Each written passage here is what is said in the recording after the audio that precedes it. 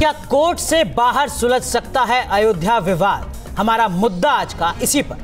खबर यही है कि श्री श्री रविशंकर धर्मगुरुओं से संपर्क में हैं। क्या श्री श्री के पहल से बात बन पाएगी? इसी मुद्दे पर होगी विस्तार से बात, लेकिन उससे पहले इस वक्त इस रिपोर्ट पर गौर फरमाएं।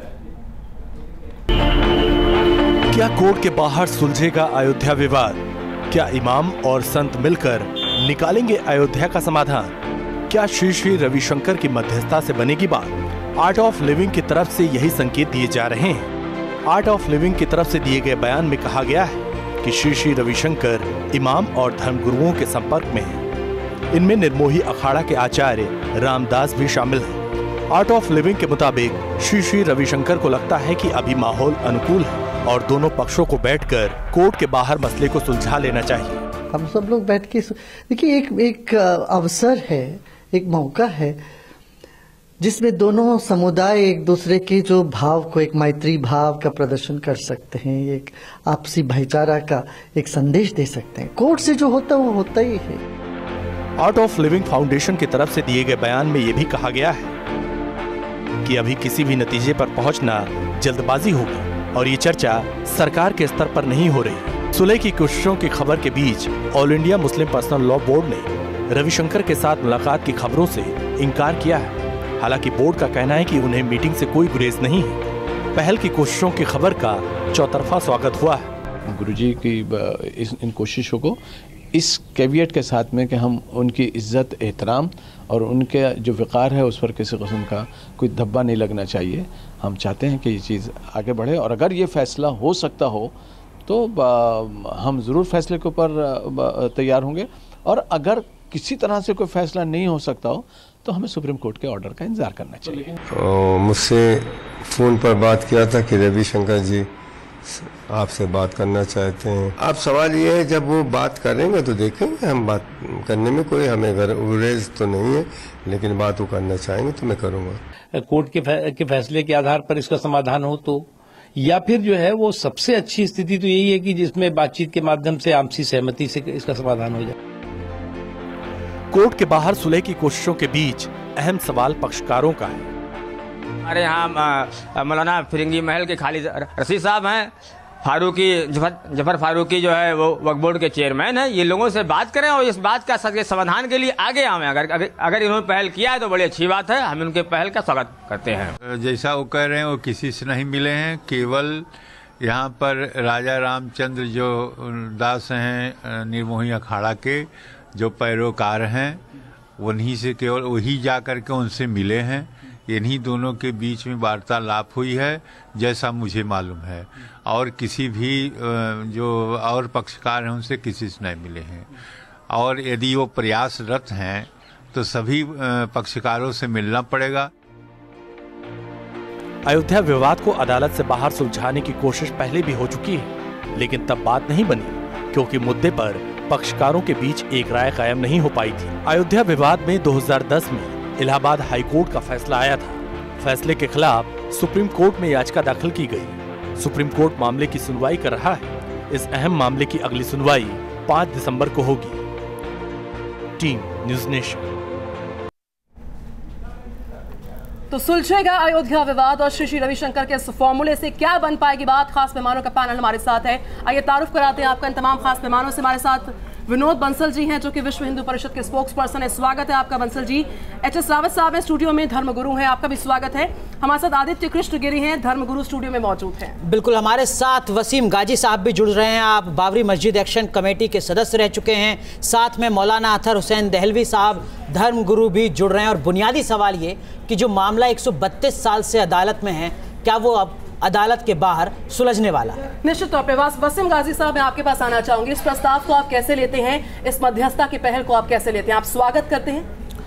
देखिए, पहली बात तो रविशंकर साहब, जो श्री श्री रविशंकर जी हैं, वो कभी पार्टी नहीं रहे। उनको बाबरी मस्जिद के बारे में कोई नॉलेज नहीं है। दूसरी बात, ये जो सेल्फ स्टाइल्ड या प्रोक्लेम्ड इंटरकुलेटर बनने का जो सपना देख रहे हैं, ये इनका नहीं है, बल्कि सुब्रमण्यम स्वामी की भाषा बोल रहे हैं। इनकी मीटिंग सिर्फ सुब्रमण्यम स्वामी से हुई है और उन्होंने कहा है कि साहब आप इस तरह का ऐलान करिए जी। असली बात यह है कि जो महंत गोपाल दास जी हैं, वो आप ही के चैनल पे बात हुई कि वो ऐलान कर चुके हैं कि 2018 में वो राम जन्मभूमि पर राम मंदिर बनाना शुरू कर देंगे जी। दूसरी बात यह है कि जो मध्यस्थता की ये बात कर रहे हैं, तो मध्यस्थता इससे पहले सुबोध कंड सहाय कर चुके हैं, वीपी सिंह साहब कर चुके हैं, चंद्रशेखर साहब कर चुके हैं, नरसिम्हा राव कर सकते हैं, और महाराष्ट्र सदन में हिंदुस्तान के ज़्यादातर जो चीफ मिनिस्टर थे उनकी मीटिंग हो चुकी है। गाजी साहब, लेकिन एक चीज़ बताइएगा, आपने कहा कि सुब्रमण्यम स्वामी की भाषा बोल रहे हैं श्री श्री रविशंकर, लेकिन ये भाषा तो सर्वोच्च अदालत की भी थी। सर्वोच्च अदालत ने कहा कि अगर आप बाहर बैठकर मध्यस्थता करके मामले को सुलझा सकते हैं तो वो बेहतर है, हम स्वागत करते हैं आपका। तो आप तय कीजिए अदालत किसकी भाषा बोल रही है। नहीं, तो हम तो ये चाहते हैं कि मध्यस्थता बिल्कुल होनी चाहिए, लेकिन कोई retired chief justice of India हो, कोई हाई कोर्ट के जज हों, या कोई आर्कोलॉजिकल के एक्सपर्ट हों, लेकिन ये चूंकि जो श्री श्री शंकर जी हैं, एक तो उनके ऊपर बहुत बड़ा इल्ज़ाम ये है, और उनके ऊपर एनजीटी ने उनके ऊपर इल्ज़ाम लगाया कि इन्होंने बहुत बड़ा दिल्ली में। हम आएंगे आपके पास। विनोद बंसल साहब, आप कैसे लेते हैं समझौते की पहल को? क्या श्री श्री रविशंकर का फॉर्मूला काम कर पाएगा? कैसे लिखते हैं इस प्रस्ताव को आप? देखिए निधि जी, आपको पता है कि पिछले 489 वर्षों में अनेक बार इस तरह के प्रयास हुए, जबकि राम जन्मभूमि पर के विवाद को सुलझाने के लिए अनेक प्रकार के लोग आगे आए। हमारा कहना यह है कि देखिए कि अगर कोई प्रयास इस तरह का होता है तो सार्थक प्रयास, उसका स्वागत किया जाना चाहिए निश्चित रूप से। हालांकि मुझे नहीं पता कि भाई ये किस तरह से क्या योजना बनी है, ये संतों का अपना प्रयास रहता है, और हमेशा से संत जो है समाज में एक अच्छा परिदृश्य बने और अच्छा सौहार्दपूर्ण माहौल बने, और प्रभु श्री राम की जन्मस्थली पर एक भव्य मंदिर का निर्माण हो, ये तो देश का बच्चा बच्चा चाहता है, सिवाय कुछ मतलब जो बाबरवादी मानसिकता के लोगों के। तो इसलिए श्री श्री रविशंकर जी क्या सोच रहे हैं इसके बारे में मुझे तो नहीं पता, जो आपके चैनल के माध्यम से मुझे जानकारी मिली है। लेकिन मैं कहता हूं, देखिए संतों का कहना बड़ा स्पष्ट है, मंदिर वही, मंदिर वही, मस्जिद नहीं, और बाबरी के नाम पर मस्जिद कहीं नहीं। लेकिन विनोद हमारे संकल्प कायम है, उस संकल्प के तहत जो भी समझौता होता है, जो भी निर्णय होता है, हम स्वागत करेंगे। सवाल तो इसको लेकर भी है, लेकिन मौलाना साजिद रशीदी हमारे साथ जुड़ चुके हैं, धर्मगुरु हैं। साजिद रशीदी साहब, आपसे भी समझने की कोशिश करेंगे, अगर कोई संत ये कहता है कि हाँ बातचीत होनी चाहिए, मैं मध्यस्थता के लिए तैयार हूं, इसका स्वागत करते हैं या इसमें कुछ तर्क नजर आते हैं, सवाल नजर आते हैं? देखिए, श्री श्री रविशंकर का जो ये कदम है, अच्छा कदम है, इसको तो कोई इनकार कर नहीं सकता जी। लेकिन सवाल ये है कि आपने अभी विनोद बंसल की भाषा सुनी है। कुछ लोग ऐसे हैं जो राम मंदिर के मसले को सुलझाना ही नहीं चाहते, उनका सिर्फ और सिर्फ एम ये है कि 2019 का हमें फ़ायदा मिल जाए, सरकार को 2019 का फ़ायदा मिल जाए, उसी के लिए वो काम कर रहे हैं। आप मुझे बताइए, जब ताजमहल को तेजू महल कहना शुरू कर दिया जाएगा और शिव मंदिर कहना शुरू कर दिया जाएगा, या इनकी नज़र मथुरा और काशी पर रहेगी, तो फिर कैसे इस मसले का समाधान निकलेगा? समाधान तो जब निकलेगा जब दोनों पक्ष नीयत साफ करके गिव एंड टेक की पॉलिसी पर अमल करके बैठेंगे और ये सोचेंगे कुछ हमें देना है, कुछ हमें लेना है। रशीदी साहब, आपका इस्लाम ये कहता है कि मंदिर के बगल में मस्जिद नहीं हो सकती। कौन कहता है? और काशी के कौन सा इस्लाम कहता है? आपने ये कहा कि नहीं, कौन सा इस्लाम कहता है भाई? जहाँ पे घंटा न बजे, अरे कौन सा इस्लाम कहता है मुझे बताइए ना। हमारा इस्लाम तो नहीं कहता होते हो वहाँ मस्जिद नहीं बन सकती। अगर हमारा इस्लाम कहता है बगल में मस्जिद है, हमारा इस्लाम मस्जिद बनी, इस बात पे जाना पड़ेगा। सुनो, अरे इस बात पे जाना पड़ेगा, मस्जिद बनी क्यों वहाँ? अरे एच एस रावत सुनिए, मेरी बात, अगर हमारा इस्लाम कहता तो हमारे मुसलमान बादशाह थे, मुसलमान बादशाह मंदिर के बराबर में मस्जिद नहीं बनाते, मस्जिद के बराबर में मंदिर नहीं बनाते। मैं ये कह रहा हूँ कि ये मुसलमान बादशाहों ने तो बनाया, सबसे पहले कभी नहीं थी, क्योंकि मस्जिद को आप पाक साहब बोलते हैं, आप कहते हैं जहाँ घंटा बजता है नहीं बन सकती। मथुरा मेरे भाई, ये आपकी सोच है, इस्लाम की सोच नहीं है। आप कह सकते हैं कि हिंदू धर्म नहीं कबूल करता मस्जिद को। जब बातचीत की शुरुआत ही इस तरीके के शक शुबा के साथ हो, तो क्या बातचीत वाकई किसी नतीजे पर पहुंच पाएगी, इसकी उम्मीद की जानी चाहिए? उन्होंने सबसे अहम तरीन जो हमको समझने वाली है कि पहले जैसे बंसल साहब ने कहा और गाजी साहब ने भी कहा, ये पहली कोशिश नहीं है, लगातार कोशिशें होती रही। 2003 में रविशंकर जी की दावत पे हम लोग भी गए, मगर उस वक्त भी हमने ये बात कही थी। ये बात कल क्या आपने भी रविशंकर साहब के ऊपर सवाल खड़े किए थे कि आप भाजपा के एजेंट के तौर पर बात कर रहे हैं? हमने 2003 में उनके सामने 3 बातें रखी थी। पहली चीज़ तो ये है कि जितने भी उसमें पेटिशनर्स हैं, ये निर्मोही अखाड़ा, हनुमान गढ़ी, हाशिम अंसारी, सुन्नी सेंट्रल वक्फ बोर्ड, इन सब और जितने भी पेटिशनर्स हैं आप उन सबको पहले बुलाइए। मौलाना देलवी, हरीश रावत या वीएचपी या आरएसएस का तो उसमें कोई ताल्लुक ही नहीं है, पार्टी नहीं है, तो हम इन पे क्यों बात करें? आप पहले पार्टीज यानी पेटिशनर्स को बुला लीजिए। दूसरी चीज़ हमने ये कहा था, जिस चीज़ पे साहिद रशीदी साहब ने भी इशारा करा, कि वर्शिप एक्ट 1991 जो है, जिसमें अयोध्या के सिवा जितने भी मस्जिदें, मंदिर, चर्च जो भी कुछ होंगे उनकी उसी पोजीशन पे आप बात करिए जो सुप्रीम पार्लियामेंट कह चुका है कि अब किसी पे भी कोई विवाद नहीं होगा, ये मुद्दा हल हो चुका है। तीसरी चीज ये है कि इसके साथ देहलवी साहब, जैसे आप ये कहते हैं, आप भी अपनी तरफ से फैसला सुना देते हैं। हम नहीं कह रहे, तो पार्लियामेंट कह मतलब नहीं, पार्लियामेंट कह, अगर पार्लियामेंट कह चुकी है तो फिर क्यों मध्यस्थता का स्वागत कर रहे हैं? मध्यस्थता का सुन 2003 में आप बात कर रहे हैं। रावत साहब एक कट्टर है रशीदी साहब जैसे उस फैसले को नहीं, पहले अब आप पूरी सुन देखिए, मैं ये चिकम चीखे वाली नहीं करता। रावत साहब सुन ले, मेरा कहना एक सार्थक पहल है। हम सब ने कहा सार्थक पहल की हमको कोई भी व्यक्ति करे, और सुप्रीम कोर्ट खुद कह चुका है कि इस बातचीत को संवाद, कोई विवाद ऐसा नहीं जो संवाद के जरिए हल ना हो। लेकिन अगर मैं ये कह के बैठूं कि नहीं मैं तो मस्जिद किसी का कुछ चाहता ही नहीं, वो तो या मैं सौगंध खाता हूं मंदिर वहीं, जैसे आप कहते हैं कि कानून बना हुआ है पहले से, शर्त तो आप भी थोप दें। हम वो कानून बाबरी मस्जिद के बारे में नहीं है, ठीक है, वो कानून काशी और मथुरा के बारे में बातचीत हो, लेकिन बातचीत के जरिए जो अभी आपने देखा हनुमानगढ़ी या निर्मोही अखाड़ा, इस तरीके उन सबको जमा कर लीजिए। आदित्य कृष्ण गिरी जी हमारे साथ मौजूद हैं, धर्मगुरु हैं आदित्य कृष्ण गिरी जी, आपका वक्तव्य क्या है, आप क्या मानते हैं? वो इसीलिए हाई कोर्ट मान चुका है, हाई कोर्ट मान चुका है।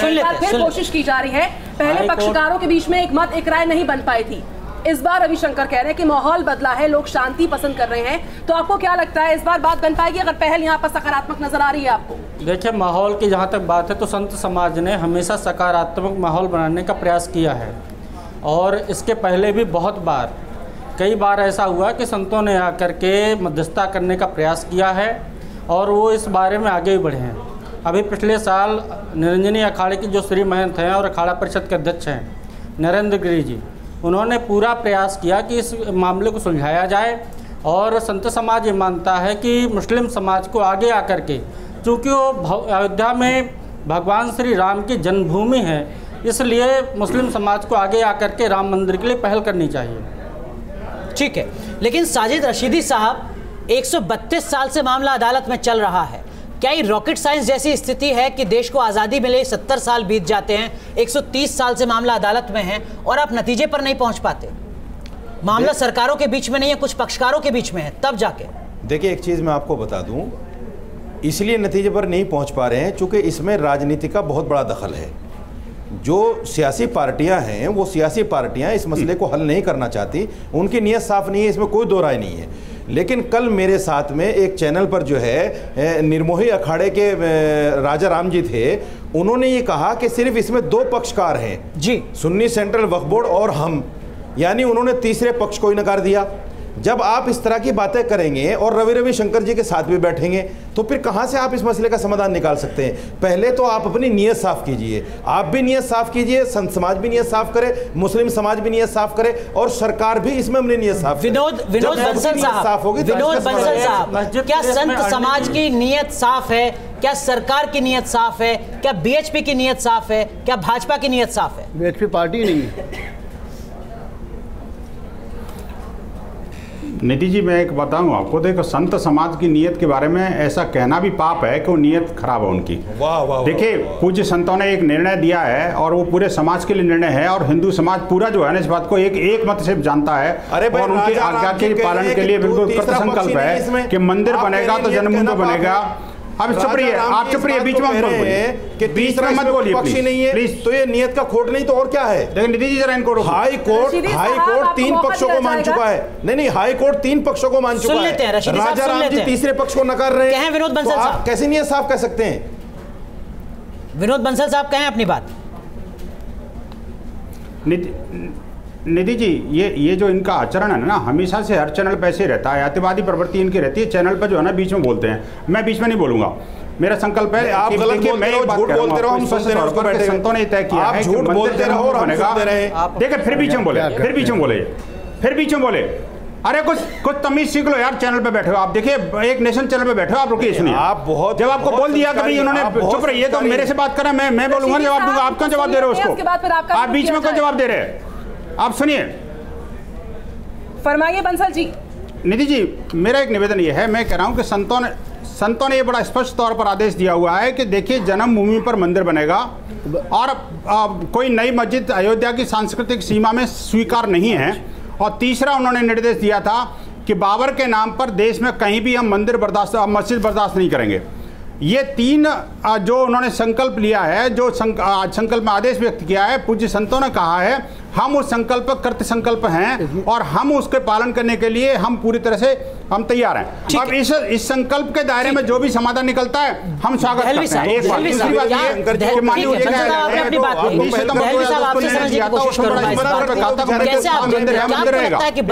लीजिए मामला सुलझता भी दिखता है। सिर्फ कुछ चुनिंदा पक्षकार हैं जो बातचीत के लिए आगे नहीं आना चाह रहे हैं। खासकर याद कीजिए आप शिया पक्ष को, वो तो कह रहे हैं कि साहब आप मस्जिद कहीं और बना दीजिए, मंदिर यहाँ पर बनाइए। देखिए, पहली चीज़ तो ये है कि मैं हमेशा कहता हूँ, और जितने भी यहाँ पैनलिस्ट हैं, हमारी किसी व्यक्ति से किसी बात पे नाराजगी हो सकती है, लेकिन हम चाहते हैं कि विवाद संवाद के जरिए हल हो। ये पर्सनल नहीं, शिया सुन्नी का मसला, अगर वो शिया बोर्ड की ज़मीन भी होती तो भी मैं ये कहता। हमारा कहना है कि हाईकोर्ट में बंसल साहब में बहुत अच्छे वक्ता हैं, लेकिन उनको एक बात बता दूं कि हाईकोर्ट जो है वो सुन्नी सेंट्रल वक्फ बोर्ड को भी, निर्मोही अखाड़े को भी और रामलला ट्रस्ट को भी, तीनों को अलग-अलग पार्टी मान चुका है। वहां ना मौलाना दहलवी और ना वीएचपी कोई पार्टी नहीं, पहली चीज। दूसरी चीज ये अयोध्या के नहीं, आप सुन लीजिए फिर आप जवाब दे दीजिएगा। दूसरी चीज ये है कि अयोध्या के अंदर शायद बंसल साहब गए, मैं भी अयोध्या का हूं, काजी साहब भी जा चुके हैं। अयोध्या में पहले से बाबरी मस्जिद के अलावा भी 8 मस्जिदें और 8 की 8 मस्जिदें फंक्शन कर रही हैं, और उन मस्जिदों के नीचे रामलला के लिए खड़ावे बिकते हैं, फूल बिकते हैं। बाबरी मस्जिद नहीं थी, आप उसको बाबरी मस्जिद मत कहिए। आप कहना कोई मस्जिद ही नहीं होगी, ऑलरेडी वहां मस्जिदें हैं। ठीक है, हाईकोर्ट ने कहा। वसीम गाजी साहब जरा बताइएगा, जो शिया वक्फ बोर्ड है वो कह रहा है कि साहब हम ही पक्षकार हैं और हम कह रहे हैं कि आप मस्जिद कहीं और बना दीजिए, मंदिर बना दीजिए। फिर मैं इसका जवाब दे दूं जरा, क्यों लगातार संघर्ष को आगे बढ़ा रहे हैं? देखिए, मैं आपको बताऊं हकीकत क्या है। कुछ लोग राम जन्मभूमि और बाबरी मस्जिद विवाद को लेके इस मुल्क में फितना फैलाना चाहते हैं। पहली बात नहीं, सब लोग पहली बात मैं एक बात कह दूं, पहली बात ये कि ये आस्था का सवाल है। जब आस्था का सवाल है तो इंटरकुलेटर की या मध्यस्थता की जरूरत नहीं है। दूसरे ये उससे ये उम्मीद करेंगे जो भी आदमी इंटरकुलेटर होगा तो वो मंदिर के हक में फैसला करें। अगर उन्होंने मस्जिद के हक में फैसला किया तो ये लोग मानेंगे नहीं, फितना फैलाएंगे। और जब आस्था का सवाल है, मैं अगर बंसल साहब की जगह मस्जिद तो थी नहीं, इंटरकुलेटर को मानता, हाईकोर्ट ने कह दिया। अगर आस्था का सवाल है, मैं तो कहता हूँ अगर आस्था का सवाल है और आप में दम है तो, और भगवान राम की बात है तो आप कल से मंदिर बनाइए। आप मंदिर नहीं फैलाएंगे, आप फितना फैलाएंगे इस मुल्क में, आप फसादात करवाएंगे, आप राइट करवाएंगे। क्या मतलब है? आप कल से बनाइए। आस्था का सवाल है, हम सुप्रीम कोर्ट के फैसले को नहीं मानते, हम किसी इंटरकुलेटर को नहीं मानते। अगर आस्था का सवाल है, कल से मंदिर बनना चाहिए, और अगर कल से मंदिर नहीं बनता इसका मतलब आप फितना फैलाना चाहते हैं, आप पॉलिटिकल काम करना चाहते हैं।